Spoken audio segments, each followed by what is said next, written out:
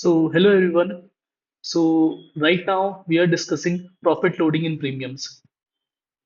You know that insurance is a with profit business.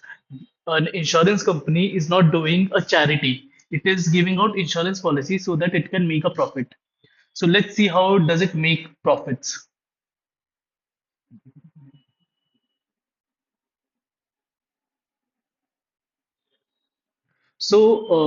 We have two different methods of declaring a profit.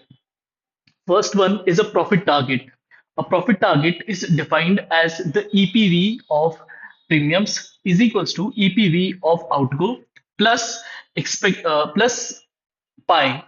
Now this figure is the profit, the expected present value of the future profits, right? So that was the input part. Now comes the output part.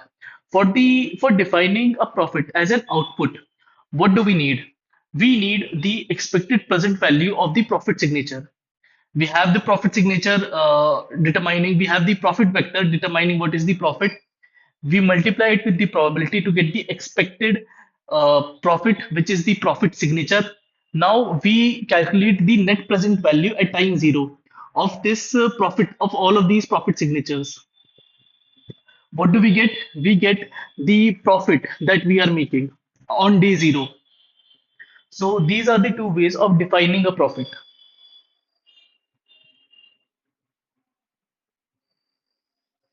So what he is saying is that when we inject profit into our system, the prospective, the future looking, and the retrospective calculation, they are no longer equal to each other. Because before we injected profit, they were both equal to each other. Now they are not.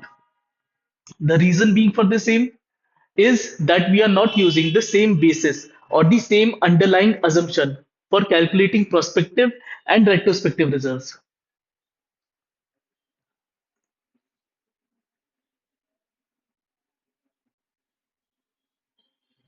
So you can read this equation on my screen. You can see that expected present value of premiums is equals to expected present value of outgo plus pi. Now, what is this pi? This pi is the expected present value of profit on day zero, which means right now. So how do we define it? We define it as a present value of expected loss target. So if I'm targeting a loss and I want to actually make a profit, how do I write it? I write it as minus pi. And this is what you can see over here. It is written as minus pi. Why? Because it is denoting a loss. So if we multiply it with minus 1, we get plus pi, which is profit.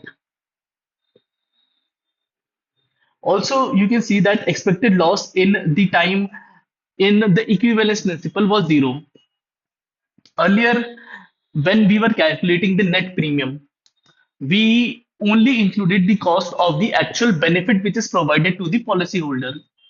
So that included zero profit for the insurer. Now we are moving from that to the gross premium. So for calculating the gross premium, we need to include a profit margin for the insurer, right? Without a profit margin, the insurer would never undertake to do such, sell the policy and go out and do a lot of headache and all. So this is why this is important.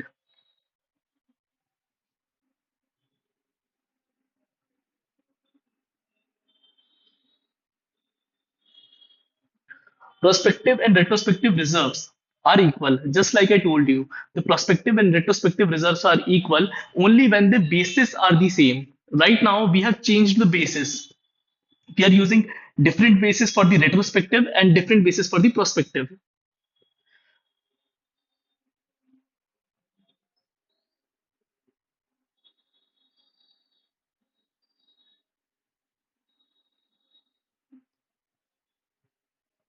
So the profit loading is defined as the profit requirement set out into the premiums, defined as the target expected present value, defined as the target expected present value of the future loss, right?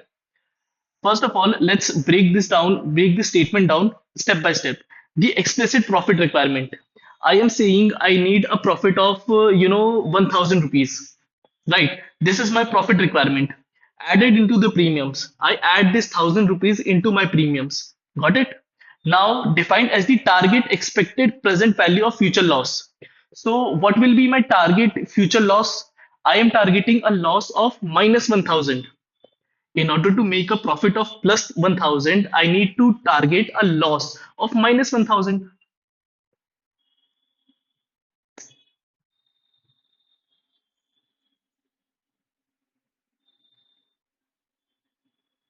So the pricing basis is the prospective look.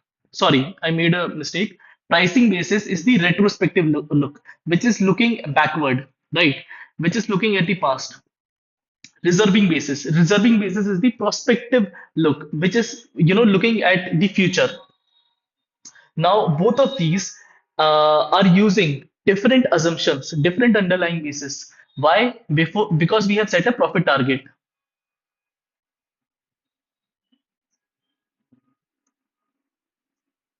So this is what it is saying, that because of this divergence, because of now I have defined a profit target.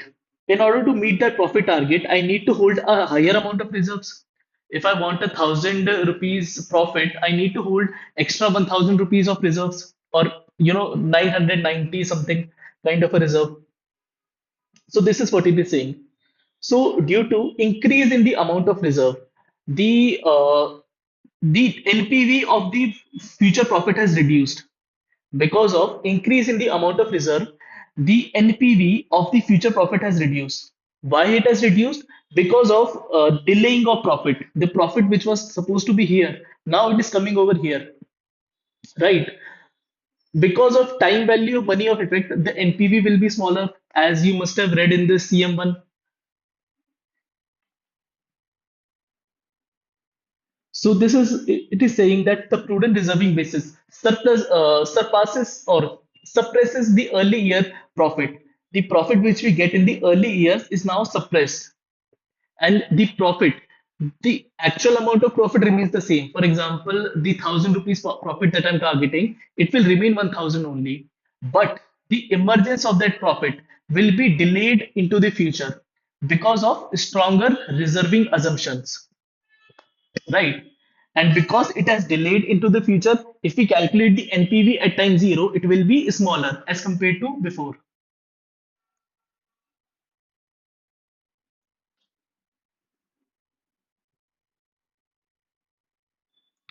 So, what are the implications of profit testing? Breaks theoretical symmetry. It has broken the symmetry, the equivalence between prospective and retrospective calculation, right? Now creates a duality of profit. There are two different ways of calculating profit. One is the profit target. I set up a profit target of 1,000 rupees. That is the one way. Another way is of output.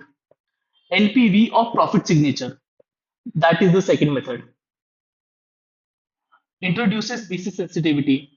Realized NPV is highly sensitive to prudence. So the realized NPV is highly sensitive to prudence. For example, if I hold a more prudent assumptions, I need to keep higher amount of reserve. My reserve was here. Now I need to keep a higher amount of reserve.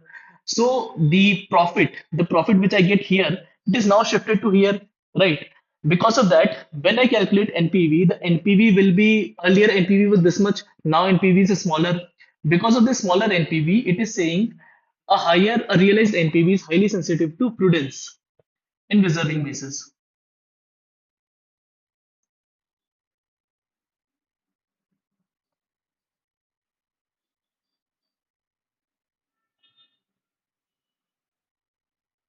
So what it is saying is profit margin.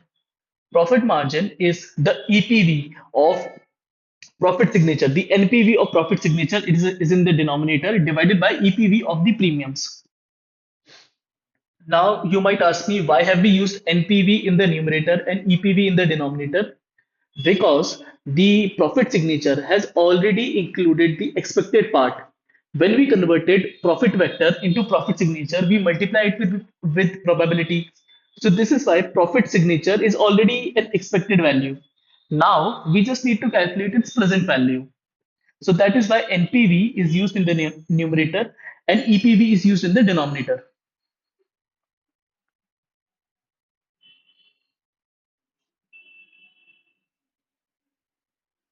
So as I said right now, first of all, we have projected the cash flows on year 10 we will get this, in year 15 we will get this, and so on.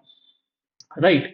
Now we have derived the profit vector, right? The expected profit per policy at the start of that year. Right. Now, after doing that, we multiply this profit vector by the probability of that person surviving till the start of that year. We get the profit signature.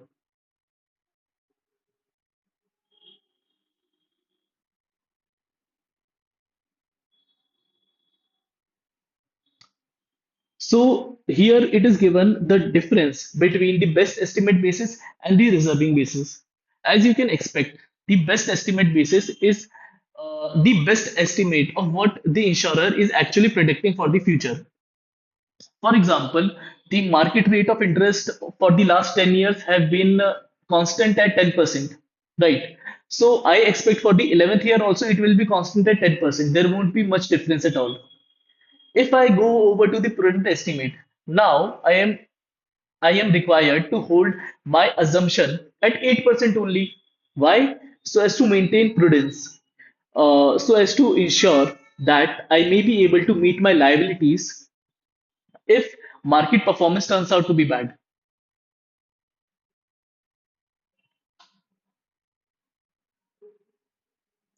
So as you can see in these two graphs, if we are using a realistic basis, look at the profit for the year 2 and year 3.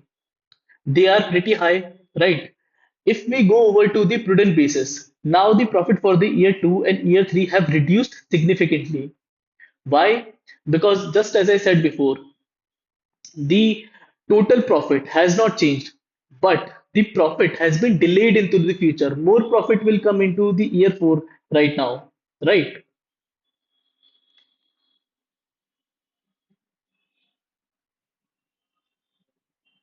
Risk discount rate. Now, if we want to calculate the NPV, we have to decide a certain rate which we will use to calculate the NPV at time zero, right? Now, how do we decide that rate specifically? So, to decide that rate, first of all, the insurer would need the risk-free rate. Risk-free rate is the basis for the risk discount rate, right? After that, we add to it up a risk margin. For example, I have two investment options. I can invest my money into the government bonds, or I can invest my money into a risky life insurance company, right? So, if I invest my money into a risky life insurance company, I will ask for a higher return, right? Why? Because I'm incurring a higher level of risk. So, the risk-free rate here represents the government rate of interest on its bond, right? And the risk margin is the additional rate that I need for me to be willing to invest in a life insurance company. For example, government is providing around 6% rate of interest. Now, if I'm investing into a life insurance company, I need a percentage rate of return which is higher than 6%. So I may ask for, let's suppose, 10 to 12% rate of an interest, right? To compensate this extra 4% is to compensate for my additional risk for investing in a life insurance company.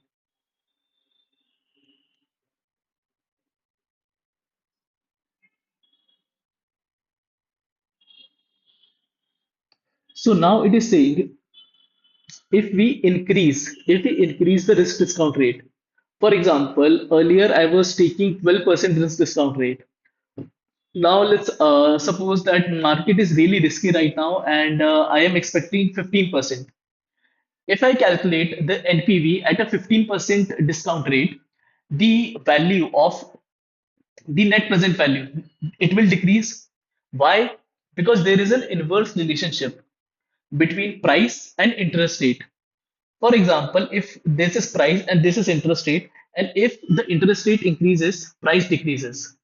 If interest rate decreases, price increases. So there is an inverse kind of a relationship between them.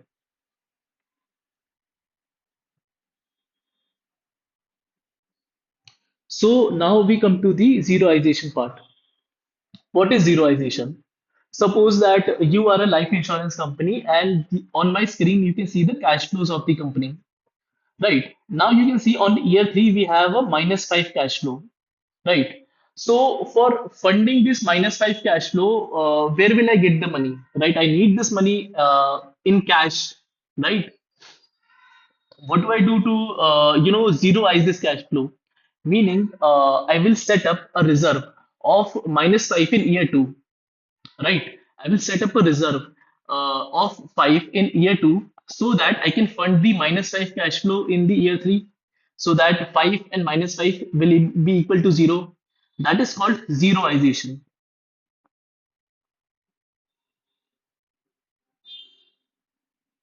A reserve is established in the prior year. A reserve is established in the prior year. What is the prior year? It is year two. Funded from its cash flow to eliminate the future negative cash flow. What is the future negative cash flow? It is the minus 5 cash flow at time 3. Now, as you can see, that minus 15 has turned into, sorry, plus 15 has turned into plus 10. Why? Because we have set out a reserve of 5. Look at cash flow at year 3. Earlier it was minus 5, now it is 0. Why is it 0? Because the reserve from time 2 is used to set off the negative cash flow at time 3.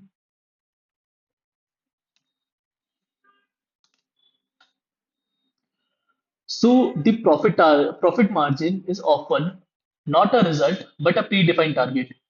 For example, as I told you before, that profit margin I can decide it to be 1000 rupees. I have given a target to my company. I am the shareholder. I've given the target that you give me a profit of 1000 rupees from this particular policy. Profit criterion, we can also define it as a percentage. For example, 3%. Premiums and charges are varied until model achieves the target. If I want a profit margin of 3%, what will I do? Uh, I have an Excel sheet. In that Excel sheet, I will change the amount of premiums, right? I will increase my premium, decrease my premium until my profit margin target of 3% is reached. How do I do that? I do that using goal seek, a function that you will learn in Excel. Model inputs becomes levers to achieve desired output. Here, what is my lever? What is the thing that I'm controlling right now? I am controlling my premium. What is the output that I'm trying to achieve? The output that I'm trying to achieve is the profit margin. So I'm controlling this lever, that is my premium, and increasing it, decreasing it so that my profit comes to the level that I want.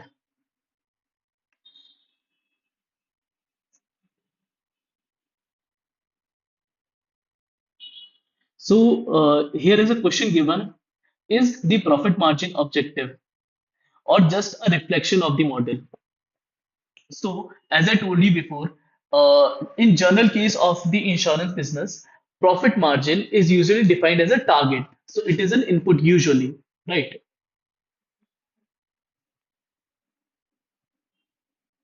So now we come to the topic of profit testing. Now, what is profit testing? We do profit testing to ensure that the charges that we are taking from the policyholder are sufficient enough to meet the future expenses and non-unit benefits. What am I doing specifically in this? I am testing my profit. I am testing the charges, the inflow that I'm receiving to see that whatever outflow that I have to make are the charges are sufficient enough to cover the outflow that I have to make. Right? What are the outflows in this? The outflows are the expenses and the non-unit benefits. The inflows is charges.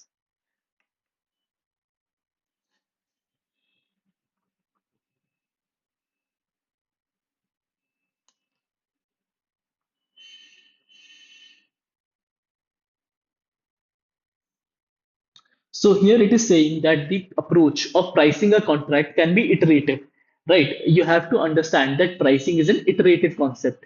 So let's go through step by step in the next slide of what it means.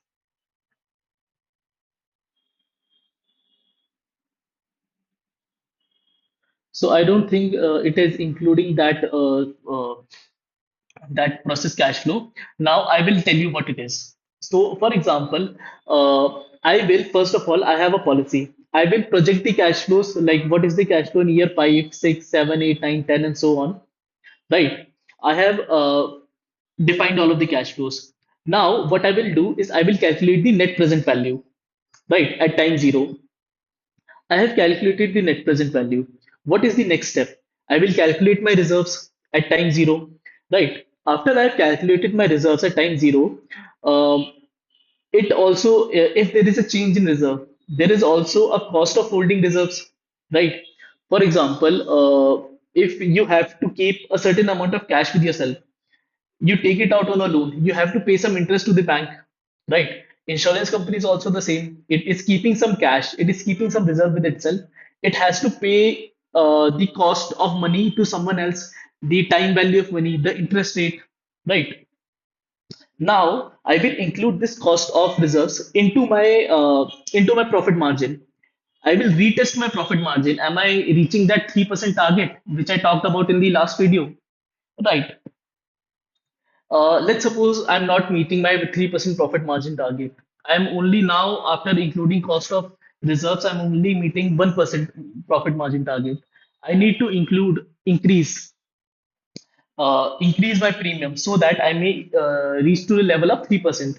What will I do? I will increase my premium, charge a higher amount from the policyholder so that my profit margin reaches 3%. And this process goes on and on and on, right?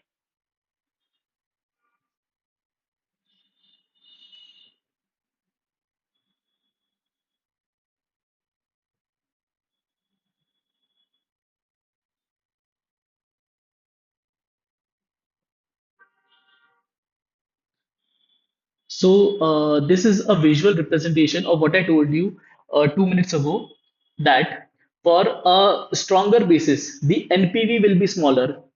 For C on y-axis, it is NPV. Here it is written stronger basis. Stronger basis if you keep a stronger amount of reserves, right? You will get a lower NPV. If you keep a lower amount of reserves, the amount of reserves is lower, you will get a higher NPV, right? So these two move in inverse directions. Now you will ask me, why does this happen? Let's see the answer on the next slide. So you can see the answer right now. This happens because of NPV drag. Now, what is NPV drag? For example, if I have a certain amount of reserves, right? I am getting only 7%, 8% on those reserves. I've invested my reserves somewhere, right? And the risk discount rate would be actually higher because it includes the risk of insurance company. This risk discount rate may be 12%, 13%, 14%. So there is a gap between them of 5%, 4%. So this gap is very, very huge and critical. It leads to this NPV drag. If, for example, this gap was zero, it is a theoretical thing that will never happen, but let's assume that this gap was 0%. If this gap was 0%, the diagram that I showed you right now, this diagram would be equal for the stronger and reserving basis, right? Weaker and stronger basis. But it is not equal. It will be never equal in the real world. Why it will not, why it will be never equal? Because there is a difference between the risk discount rate and the interest earned on reserves.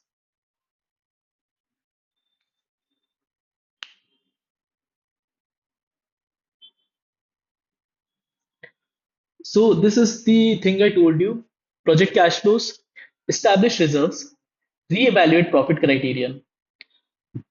So now, let's suppose I'm not meeting my profit criterion. I will increase my premiums. Uh,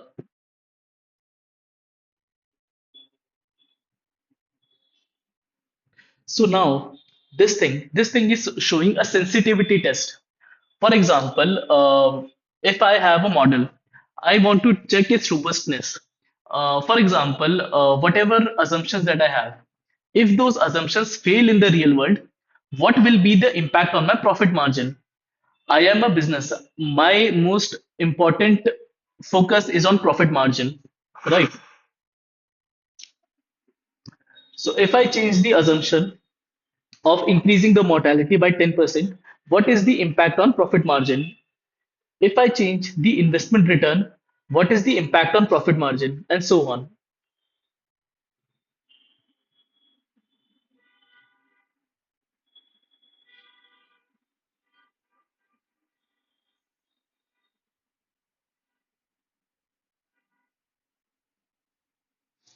So now we come to the topic of reserves and surrender value. So you must understand that the surrender value is decided by the value of the asset share.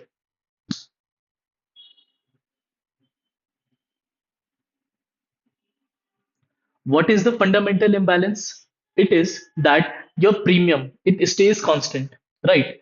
But your level of risk goes on increasing, like it crosses in the middle and then it goes on increasing while the premium remains the same. The premium, which is my left hand, it remains the same. The level of risk goes on increasing. Why does it go on increasing? It goes on increasing because of the age of the policyholder. As you know, that as the policyholder's age increases, his probability to die also increases. So this creates this effect.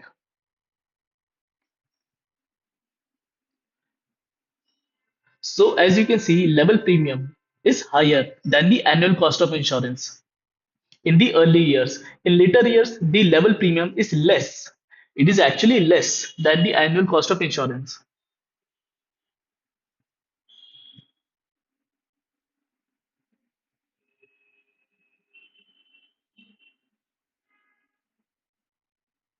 So how do we tackle this thing? We tackle this thing using insurance reserves. What do we do in this? For example, I told you in the earlier years, we see a negative, we see an excess premiums, right? So, for example, if a policy is a 40-year term, right, we divide this policy into 20-20-year terms, right? In the starting 20 years, what we do, we collect this excess premiums and we set it aside and we invest it somewhere. Why do we do that? So that there is a shortfall in the later 20 years. So for that shortfall, we will need additional amount of money. So where will that money come from? That money will come from the reserve that we invested in the starting 20 years.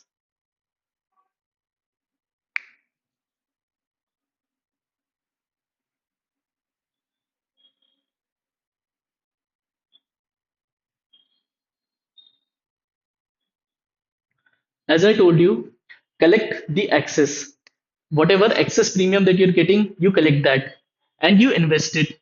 And then you fund the shortfall in the last 20 years of the policy.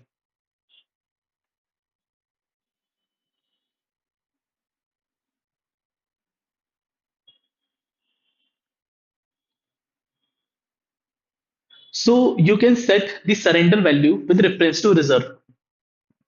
For example, whatever the reserve I have, this is the excess premium that I have for that particular policy. What will I do is that if I have a reserve of 1000 rupees, I will deduct a surrender profit from this 1000 rupees and give 900 rupees to the policyholder as a lump sum. Now you will ask me, why did you deduct 100 rupees as a surrender profit? I deducted 100 rupees as a surrender profit because I account for the additional risk and expenses that are associated with the policy. Right. So this is why I deducted that amount and paid the rest to the policyholder.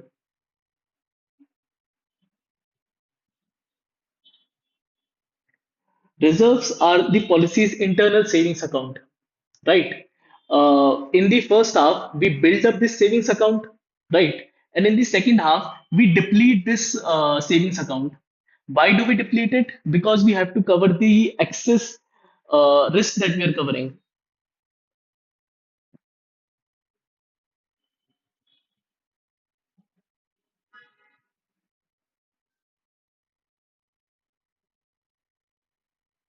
As you can see, surrender profit, the positive profit that occurs if lump sum paid is less than the reserve held for the policy.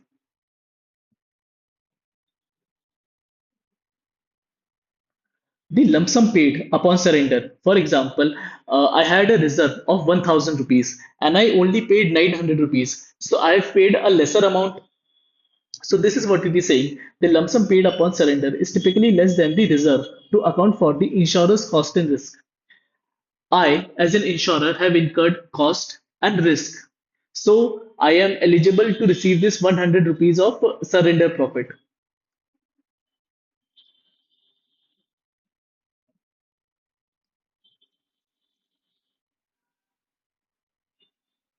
So now comes a interesting part. For example, if we have a pure protection product, for example, a term assurance. If we have a term assurance of, let's suppose, 40 years, what about what is the surrender value that we pay? So for term assurance, we pay zero surrender value. Why do we pay zero surrender value? Because of three main reasons. So the number one reason is the anti-selection. The number two reason is it is only a protection only, pure protection plan. There is no savings component involved. The number three is the low interest income or low amount of reserves. Right. Now let's see them one by one. Number one was the anti-selection. What does anti-selection means? I am the policy holder and I am in really good health. I know that for the remaining 10 year of the policy life, I will not die. So I will not be getting any death benefit. But I do want to extract some benefit out of this policy. What do? I surrender my policy. The surrender benefit I get will be very small as compared to the death benefit that I would have gotten. But I know that I will not die. So instead of getting nothing, I might get something. So this is the logic that policyholders use to surrender their policy. And as a result of this, the insurer will be left with a pool of bad risk only, right?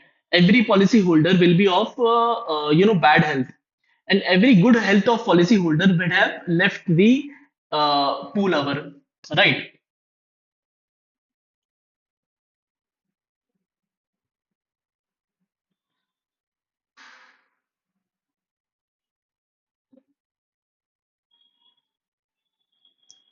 So pause the video right now and read whatever is written here, because these key takeaways are the crux of this entire video.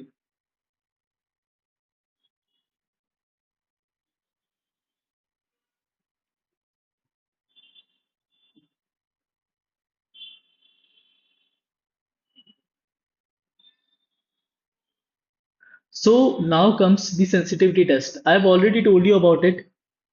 We want to check the sensitivity of our profit margin with respect to our assumptions. For example, I initially assumed the mortality rate to be 1%. Now, what happens if I increase my mortality rate from 1% to 3%? What will be the impact on my profit margin of this increase? That is what I want to know. I want to know its sensitivity. Why do I want to know its sensitivity? Because I want to check the robustness of the model. Will my policies still be meeting the profit margin requirement if I change the assumption? Because the real world is not fixed. The conditions in the real world are constantly changing. So, this is why I need to test the sensitivity of my assumption with respect to my output.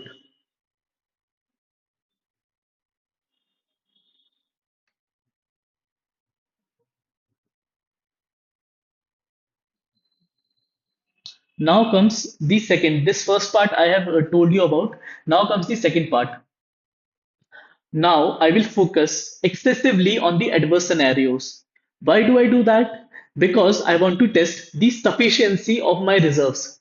Are my reserves sufficient enough to meet the requirement of the profit, to meet the adverse condition of the market? Are my reserves sufficient enough to meet the adverse conditions of the market?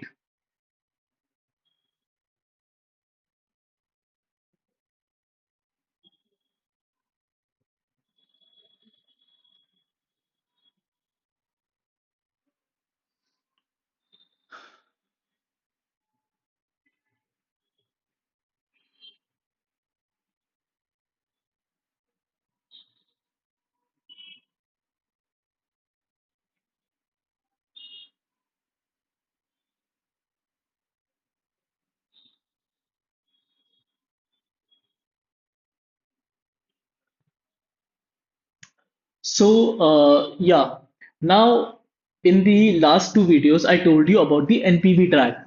What is NPV track? Lowering of the NPV because of stronger reserving basis.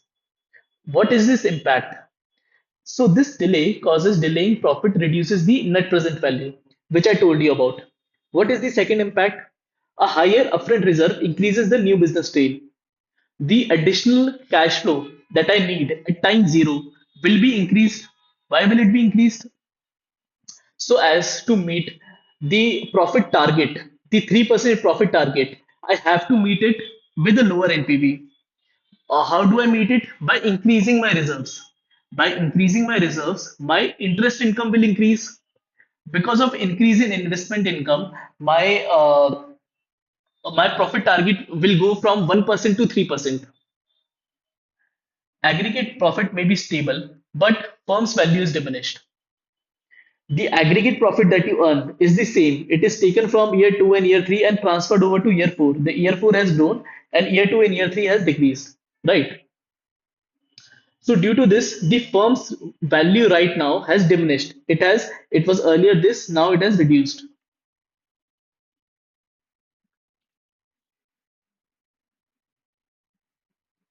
This is the iterative process that I told you about. Feel free to pause the video and take a look at it.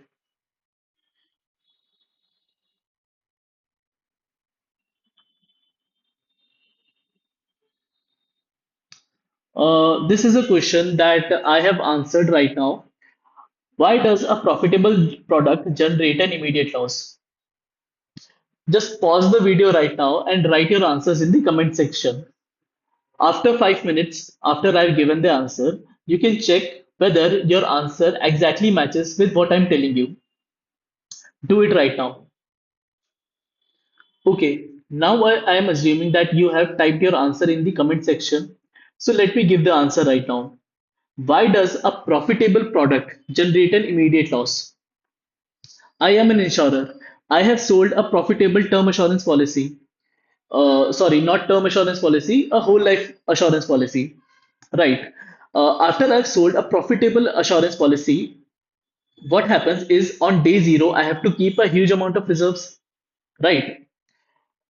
Because it is mandated by regulator that you need to keep a prudent estimate of reserves. What do we mean by prudent? My best estimate tells me that at time zero you can be okay with negative reserves. Negative reserves means profit, but the regulator has come forward and told me that you keep a positive reserve. Why do you keep positive reserve? So as to meet any unexpected changes. So this is why a profitable product generates an immediate loss at time zero only.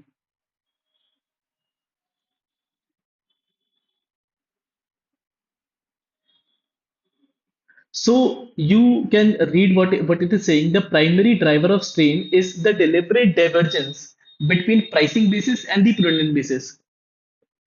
In real world scenario, as I told you that the prudent basis has to be stronger than the pricing basis, right? So there is a divergence between them, right?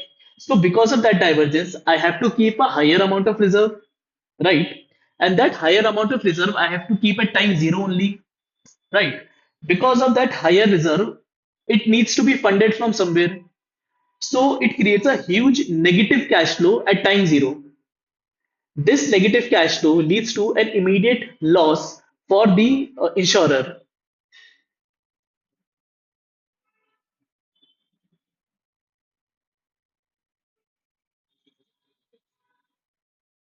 Now you can see in this table that there is premium interest and all of these things are given and profit is also given. This is the scenario number one. We will compare this scenario with scenario number two. And I want you to keep your eyes on this profit figure for minus 41.14. Right. Now let's look at the table number two.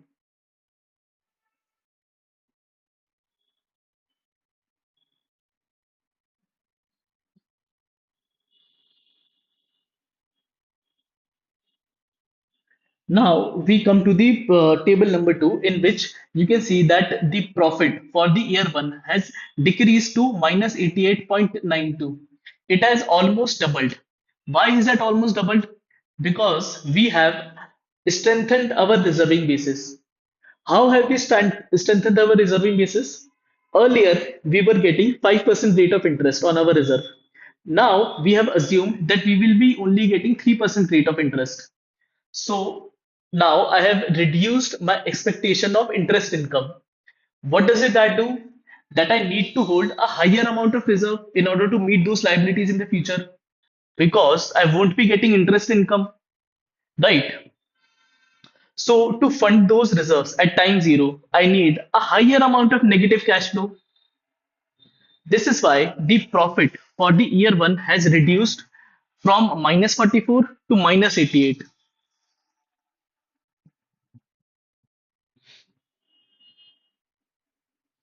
Now it is saying more prudence NPV increases the total profit. As I told you right now, that if we increase the prudence, we will keep a higher amount of reserve. And if we invest that higher amount of reserve, the interest accumulated will also be higher. So the total profit will also be higher, right? But the NPV will be smaller.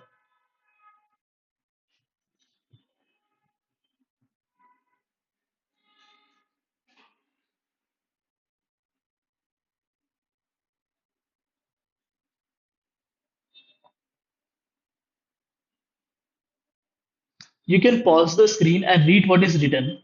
It is the impact of strain on all of the different sectors of the insurance company.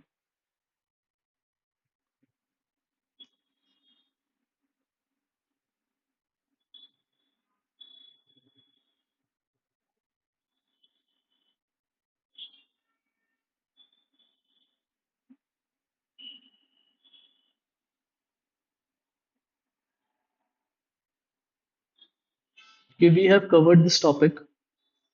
We'll move on. Now comes a new topic. The new topic is expense investigation. I am investigating my expenses. So as you know, there are two different kind of expenses, direct and indirect.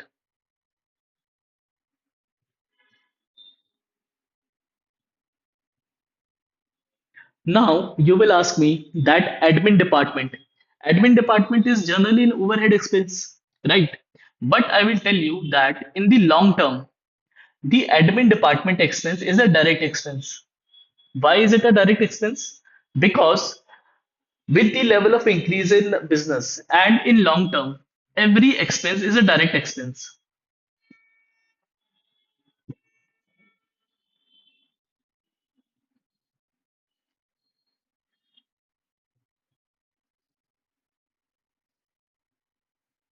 As you can read right now, the overhead expenses do not vary in the short term.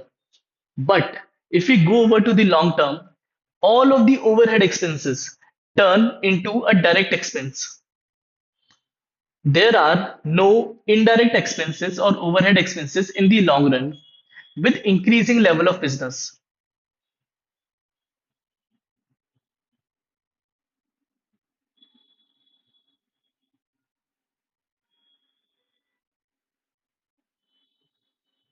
So now comes the topic of drivers. What are these drivers? These drivers are the factors which are influencing how big are my expenses will be. What are the reasons for these expenses? So there are many different drivers. For example, the premium level, number of policies, and others. Right. Now comes the most important driver of expenses. The most important driver is the premium size.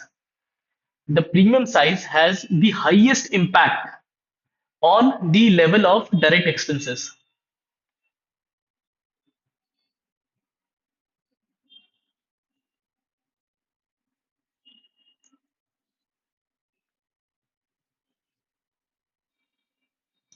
Premium is the dominant driver, accounting for over two-thirds of direct expenses.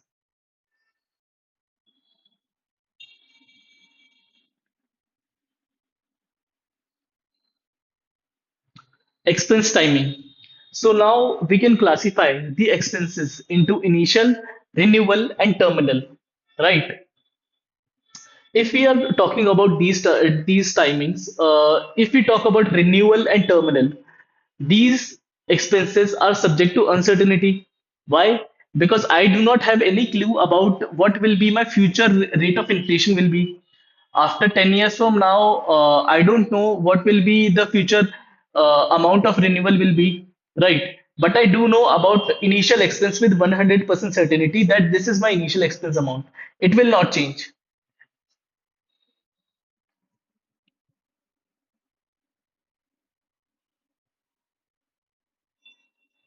So this is the initial expense given. So as you can see, this initial expense have to be funded from the pocket of the insurer, right? So because of this, this creates a huge new business stream. The at time zero, there is a negative profit which is very huge for the policyholder, for the insurer. Sorry, at time zero, there is a negative profit for the insurer.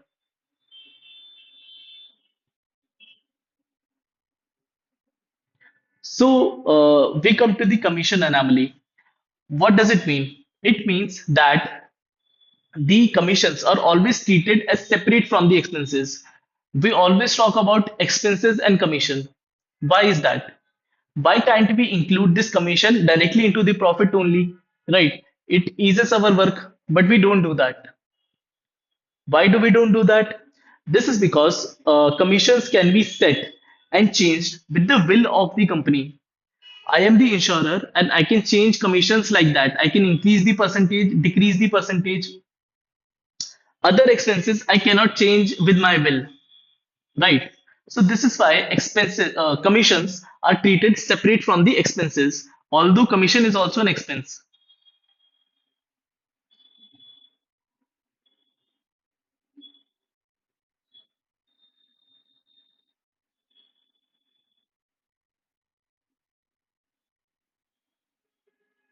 So expense investigation is an iterative process, just like the pricing. If we are talking about pricing, reserving, or profit testing, a huge impact is made by these expenses.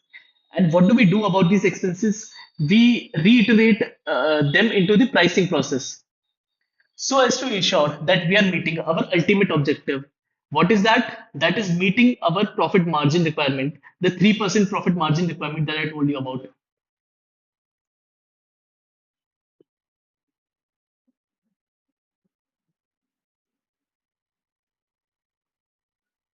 So it is asking a question: 5% cost shift impact on profit. For example, there is a 5% increase in general level of expenses. I'm talking about all expenses, right? What will be the impact on profit? The profit will certainly be reduced. What is the impact on reserves? For reserves, we have to think proactively. If we have to think proactively, we will be keeping a higher amount of reserves to meet this higher level of expenses. So the reserves will increase.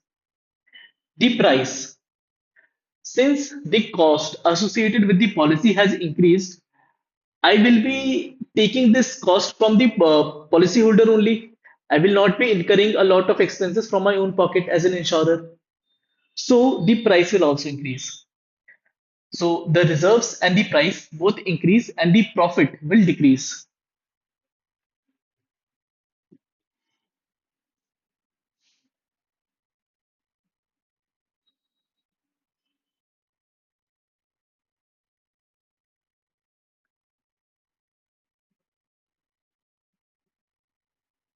So there are different kinds of insurance product, specifically talking about life insurance. In that, we have a pure endowment product or term product or endowment assurance or whole life assurance.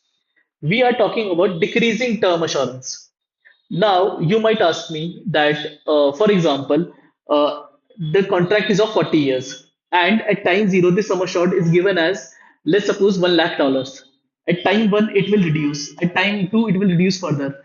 For example, it will reduce from 1 lakh to 95,000, 95,000 to 90,000 in year three, 85,000 in year four, and so on. Right. Now, you will ask me, Why do we need a reducing balance, reducing sum assured kind of a product? Why do we need them? So we need them so that we can provide a level of a level of protection for the bank, which is providing a loan to the policyholder.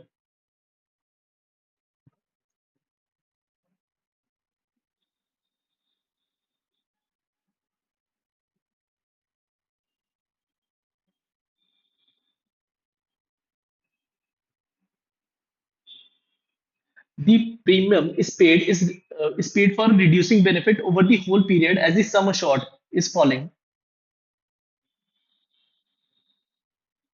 So you can see that in year one, the loan amount is 2,50,000 pounds. The cover is also the same. Now in year 10, the loan has reduced and the cover has also reduced. This covers the probability or the risk of that person dying.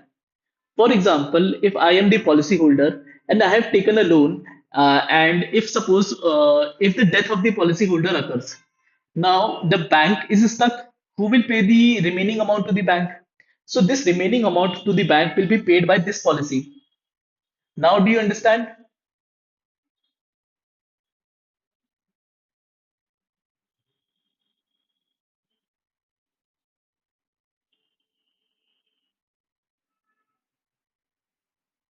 So accumulating with profit. This is a with profit kind of a contract which is not used right now.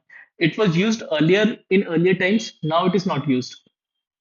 The reason it has been discontinued is because it had implicit charges rather than having explicit charges. It was hidden. It was not giving a very clear picture to the policyholders. In this type of product, we give a fixed sum assured to the policyholder, plus we include a bonus level on top of it. This bonus level is discretionary bonus.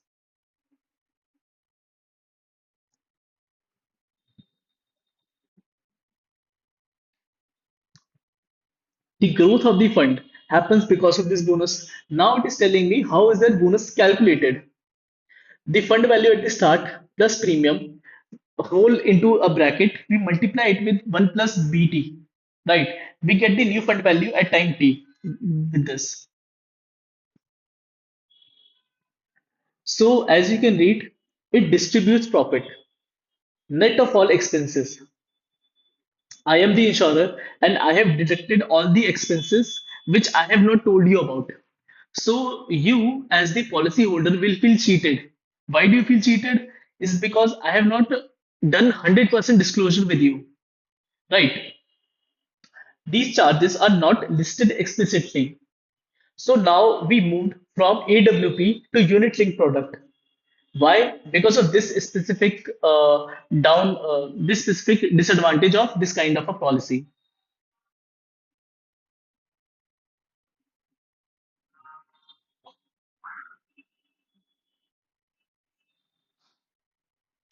So the fund value is the number of units held multiplied by the current price of each unit.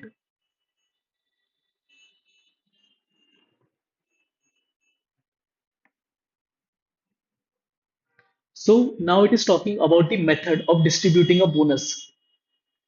How can I distribute the bonus to the policyholder?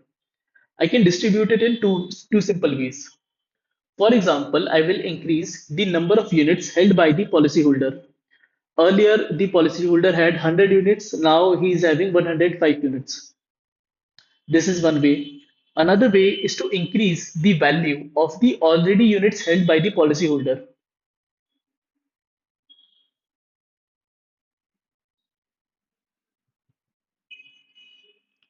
So, as I told you before, the insurer makes explicit deductions right now. He does not make implicit deductions.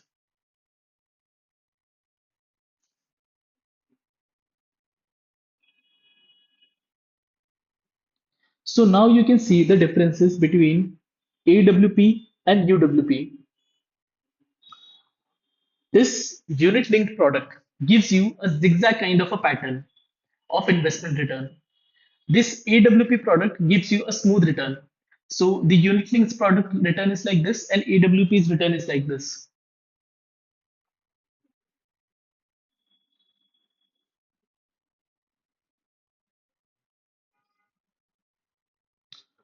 Pause the video right now and read this again.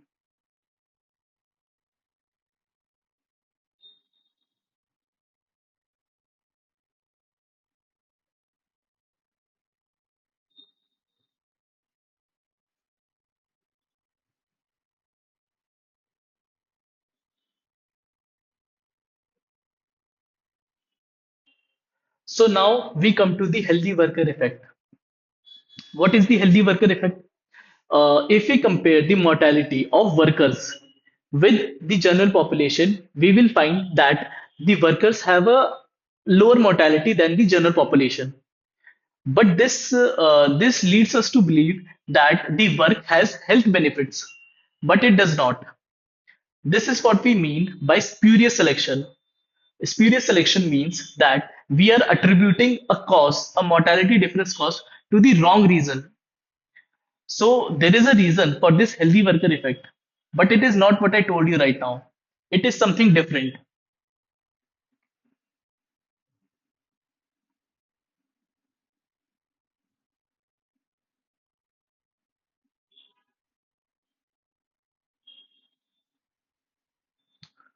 You can see that the general population death rate is actually lower at all age groups, right? But if you look at the overall, the general population death rate is higher as compared to the active workforce death rate. So these two things are contradictory to each other. They do not match with each other.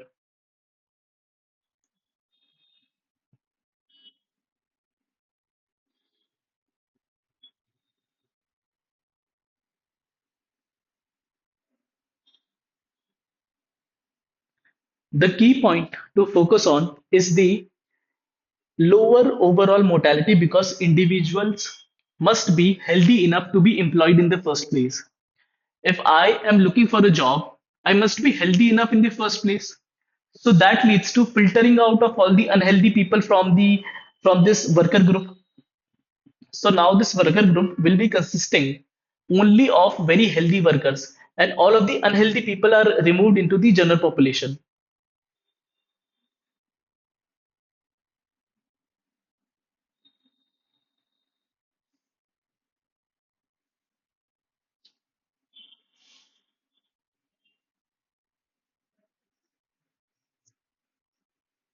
Healthy people are more likely to gain and maintain employment.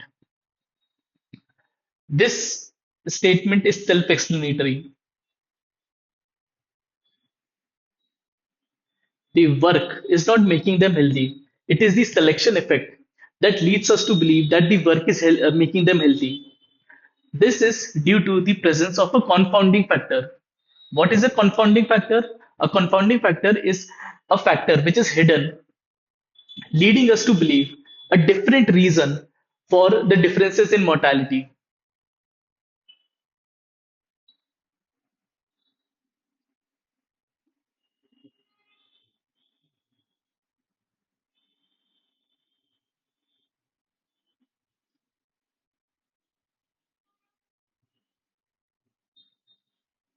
So, this selection in effect I have talked about right now.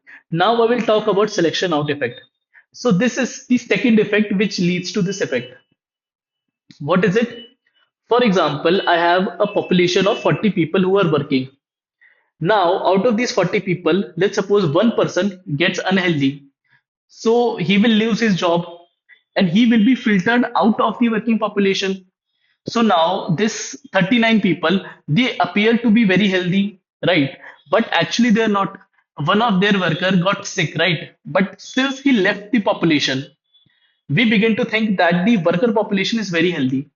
But worker population is not actually very healthy, right? These two effects cause us to ascribe that the mortality of workers is low, but it is not.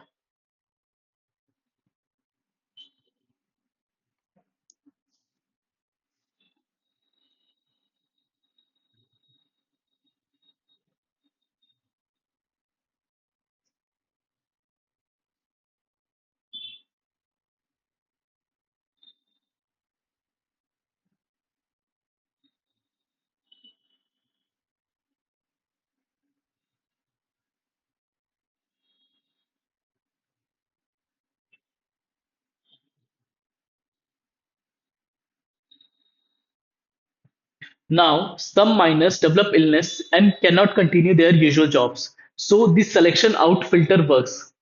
Out of those 40, one people has left who became unhealthy.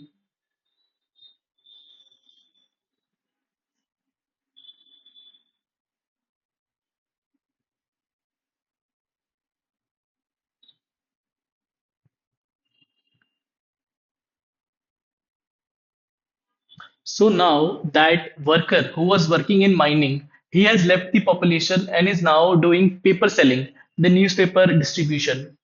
So we get this different or wrong conclusion that the miners are healthy, but miners and newspaper delivery person are unhealthy, right? But these two conclusions are fundamentally wrong. Why? Because one of the workers has traveled from here to here, right? Who was unhealthy. So we as actuaries have to keep these kind of factors into our account.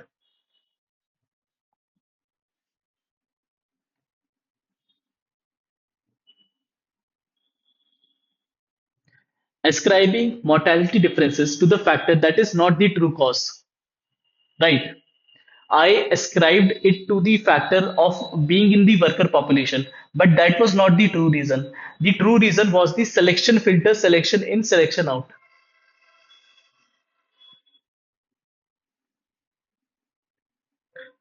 Now, in order to solve this problem, we use a tool called standardization, fair comparison between groups with different structure. We have different groups. Now we want to compare them. How do we compare different groups? By standardizing them, by taking them on the same level, right?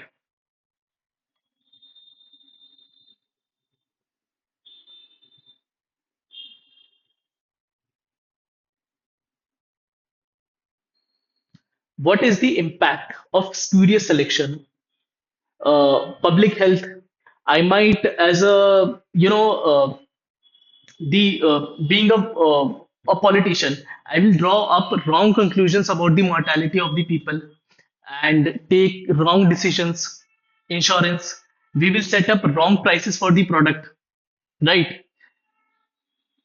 Now, it also leads to our understanding of safe job. I might consider the coal mining to be a safer job than newspaper delivery because of this wrong decision, which I concluded based on this data.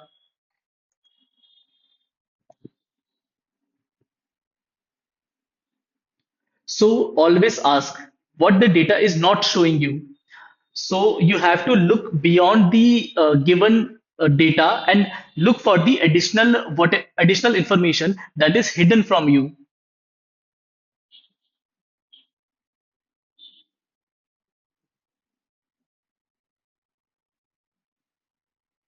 So now we will talk again in the next video.